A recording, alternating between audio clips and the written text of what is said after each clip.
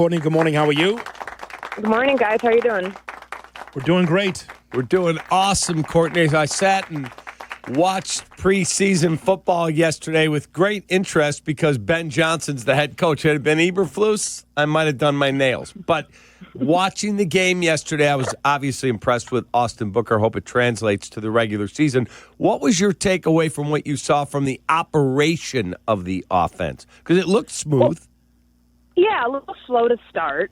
I think those first two series and what Case Keenum said about Tyson Bagent sticking with it, not getting down on himself, and then leading that long touchdown drive. I think we all love that because it's preseason football, and anytime you can take 9 minutes and 33 seconds off the clock and keep the game moving is nice just at this time of year. But I thought he made some good throws, and we know that the backup quarterback situation in Chicago is always going to be one that drives the conversation, and they've got a good one in Bagent.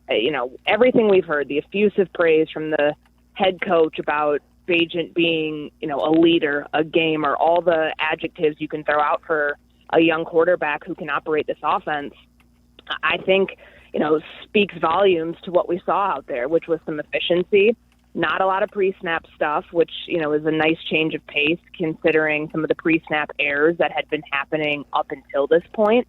And I thought overall it was a pretty clean operation. You got rookies involved, some really good clock management from, Bagent and Ben Johnson at the end of the first half. And to end the first half with points and, playing the clock to your favor, that's a new thing in Chicago, or at least something that they haven't been used to the last couple of years. So I thought that was a strong positive takeaway from the game. True Fan Travel and ESPN Chicago are teaming up for the ultimate fan getaway to Sin City to see the Bears take on the Raiders in Las Vegas. You get round-trip airfare, 3-night stay at Mandalay Bay, special live broadcasts and meet and greets with the full ESPN Chicago team, all-inclusive tailgate, tickets to Bears, Raiders, and more to come. Spots are limited, so don't wait. Reserve your spot today at truefantravel.com. Back to you on the video. I was wondering what the latest is on Roschon Johnson, because we were talking earlier about Monangai. I would imagine under Ben Johnson we'd see two dynamic running backs, some kind of power lightning combination to go along with what they already have. So what's the latest on the running back room?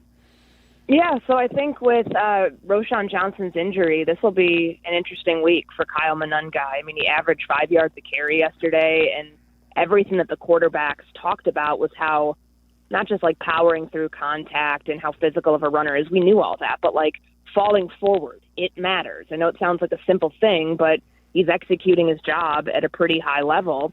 And you look at some of the names of the running backs they worked out over the weekend, Jamal Williams being one of them, who was with Ben Johnson in Detroit before he went down to New Orleans. Kyle Monangai reminds me a lot of the former running back that Ben Johnson worked with. So I think really good opportunity for a 7th-round pick this week specifically, and then going into that joint practice with Buffalo to start carving out that power back role for himself.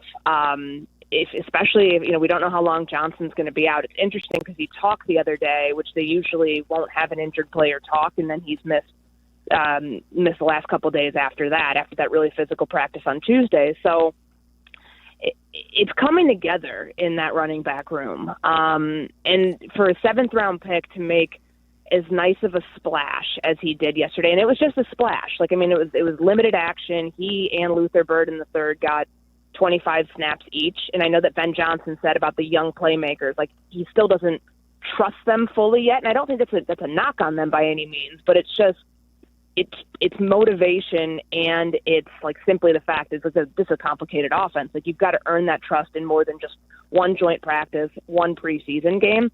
The opportunity for Monangai to do that is here again this week with another team coming to town, another probably 2-hour practice that we'll see on Friday that should be pretty physical, and a chance for Monangai to get more first-team reps.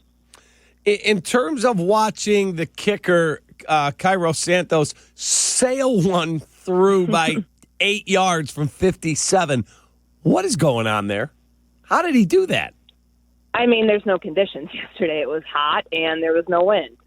He's kicking into the south end zone. So it's impressive. Don't get me wrong on that. But, I would expect that under those conditions. But to do that with 1 second left, that to me was the most impressive part, to get that kickoff for Ben Johnson to utilize the clock and manage the clock as well as he did, just to be able to end with 3 points. I think it was, 14-10 or something at halftime after they were able to cut into Miami's lead. I thought that was really impressive. And, we've all talked about Cairo Santos and the leg strength and the kicks that were blocked last year. And, yes, it's the preseason, but it still matters that he made a kick from that distance, because that would have been his longest in any game at Soldier Field. If that's any indication of, where he's at right now, then that should quiet. I'm not saying make it go all the noise go away, but that should quiet some of the noise around him that was certainly there last year. Pay attention, Shay. Tyler. Hoodie. I'm already paying attention. I wasn't talking. I was Yes. throwing it to you after I tried to take a shot at Shay and Tyler. Don't listen to him, Courtney. As always, those guys couldn't make an 11-yard field goal, but they are weighing in. Sorry, Courtney. We appreciate the time. Thanks for coming on the show. Thanks, guys. Take care.